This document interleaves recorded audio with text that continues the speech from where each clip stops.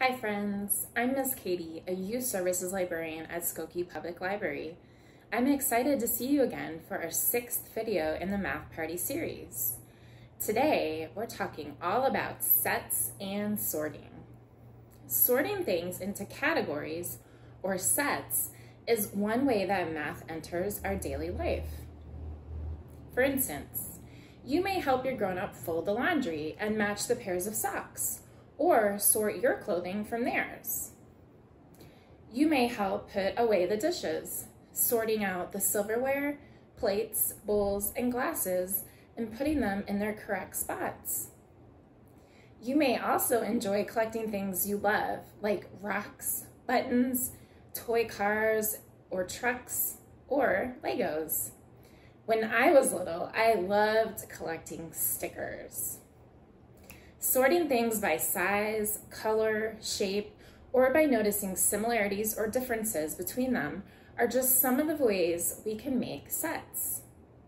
As always, I'd like to share a story with you today that incorporates the idea of sets and sorting in a fun way. This is The Animals Would Not Sleep by Sarah Levine and illustrated by Marta Alvarez Miguens. I'm reading this with permission from the publisher, Charles Bridge. This book was published in 2020. The animals would not sleep. The animals were making a ruckus. It's getting close to bedtime, Marco's mom said. Time to put away your toys. You mean time to sort the animals, Marco said. That's what a scientist would do. Marco made signs for his baskets. So he made a flying animals basket, a swimming animals basket, an animals that move on land basket. He put each animal where it belonged. But the animals would not go to sleep. They egged one another on until not one remained in its container. The flamingo flies, the fish swims, the snake slithers, the frog leaps. Oh no. Perhaps they just weren't tired enough yet. Marco gave them a little more time to get their wild out. Marco, his mom called. Almost ready? Almost, Marco called back. Marco studied his menagerie, as a good scientist would. Maybe the animals would have better behavior if they were organized differently. I really like that word, menagerie. Do you know what that means? Menagerie means a group of animals. And they can be all different kinds of animals.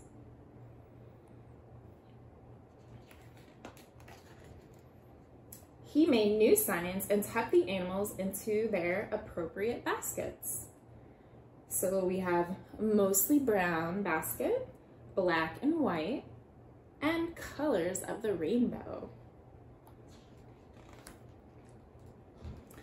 But Zebra was upset. While he didn't mind sleeping next to Stingray and King Snake, he missed his friend Giraffe. He started crying. Marco felt terrible. You're probably just overtired now. That's why it seems like such a big deal, he told Zebra. He dumped all the animals out. Maybe he should group them by size. So medium-sized zebra and medium-sized giraffe could be together. So let's see, we have a small basket, a medium basket, and a large basket. It was hard to fit the large ones into their basket, but Marco squeezed them all in. He started to put his pajamas on, but he didn't get far. A terrible sound was coming from the basket labeled large. Ah! Marco peered inside. "I'm smushed," Dinosaur said. "My spikes are bent. I'll never fall asleep." "Me neither," said Dancing Flamingo. "My neck is cramped." It did look uncomfortable. "Plus, I miss Rainbow Bear," Dancing Flamingo added. "What's going on in here?" Marco's mother asked. "Are you getting ready for bed?" "I'm trying," Marco said, "but my animals aren't cooperating." Now he heard squeaking and buzzing from the small animal bin. "What's going on in there?" Marco asked. "Baby Mouse wants his mommy," Spotted Dottie explained. "Also, it's too cold for us in this big, drafty basket," Turtle added. 2 more minutes, Marco's mother called. Marco had to think fast. Being a scientist, he was used to coming up with ideas and thinking outside the box. He dumped the animals back onto the floor. "Can't I just sleep in your bed tonight?" whined Birthday Bear. Yellow Bear started crying for no reason at all. Everyone was getting cranky and time was running out. It sounds like everyone is ready for bed, doesn't it?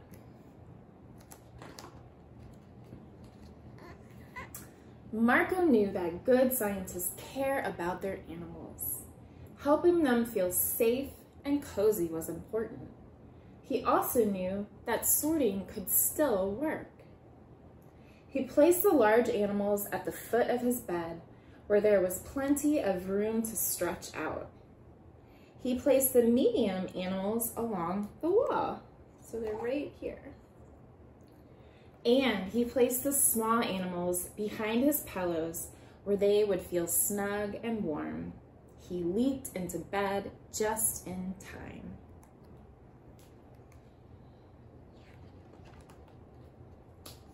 Everything was quiet and still when his mother came in to say goodnight. "Good night, Mama," Marco said. "Sleep tight, Marco," said his mom. "Looks like you got everyone sorted and settled in." "Yeah, well, that's what a scientist can do."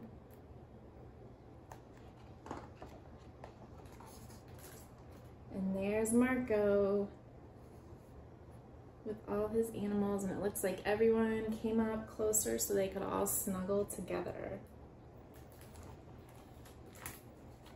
There's another view of that. So everyone's happy in the end. That's great.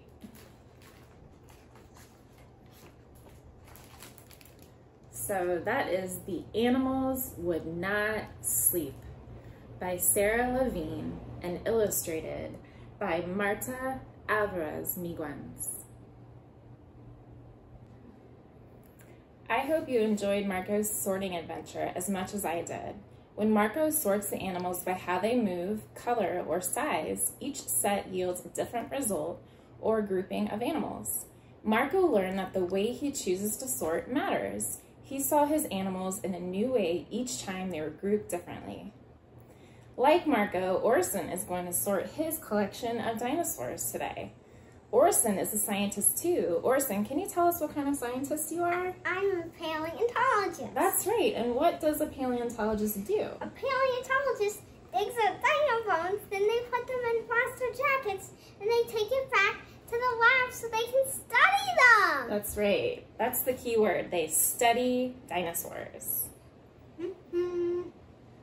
The big word scientists use when they sort is called classification.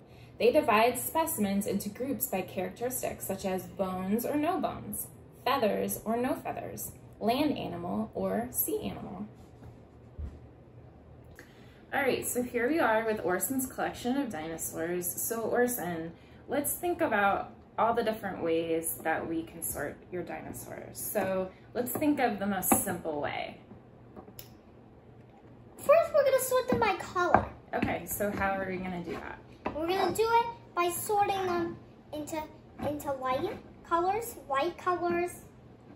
Or like warm or cool colors. Go over here. Cool colors. So that's our greens, blues, purples. Should we put this over here? I don't know. I think that might be more of a warm color. So we're gonna put this cool color is gonna go over here. And then we have our warm colors. Wait, blue colors. Like yellow, red, orange. Then we're gonna put in all of the darker colors, like brown and like gray, black. All right, so we have 3 groupings right here. Very cool. Let's sort them by size now. Okay, so let's sort them by size. So we're gonna mix all these groups up so this is probably the same size as this. So we're gonna put that in the same group. This, I don't really know if I feel like that's one of the bigger ones. I would put that with like the Brachiosaurus. This Spinosaurus. The T-Rex. I don't know if that T-Rex. That T-Rex might. Yeah, I think that T-Rex actually goes right here. Although then we're gonna sort them right there. I think this one also goes right here. And then this one's probably gonna go in the big group too. And this is, which one is this? Small over here. Okay. And this one's big. That one's kind of medium. That's medium. And this one, maybe a little bit too small. Right there. In the medium group. Okay, so just like Marco did, we have our large dinosaurs, our medium dinosaurs, and our small dinosaurs. Okay, so another way that we could sort is by meat eater or plant eater. These right here are meat eaters. You can tell that this is a plant eater because it doesn't have a lot of teeth. It doesn't have like really sharp teeth like this carnivore does. Okay, so our carnivores are up here. So carnivore means what? Something that eats like this Triceratops. It eats meat. Eats meat. Carnivore eats meat, and an herbivore eats what? Plants. Plants. That's right. And we got all of our sharp-toothed ones, which that tells us that these are all carnivores. All of these are herbivores. Wow, so these are like almost equal groups. So here we have 2 groups. We sorted them into 2 groups.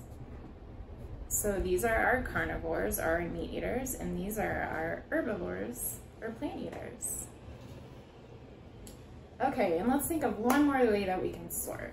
How about land, water, and sky? Well, we don't really have any sky. Okay, so we'll do land and water. Okay. So I think water should go up in the front. Okay. So, that's a pretty easy way. So we just sorted them, right? Yeah. So this is a really unique sort that we have because one of our groups only has 1. And then all the rest, which are land animals or land dinosaurs, are in the same group. Well, first of all, this isn't a dinosaur. Okay. This isn't a dinosaur. It's a marine reptile. A marine reptile. But it lived in what period? In the Mesozoic era. In the Mesozoic era, which is a time period that the dinosaurs lived. Yeah. Thanks for joining us today. Join us for our next video where we'll be talking all about counting. Take care, everyone. Bye.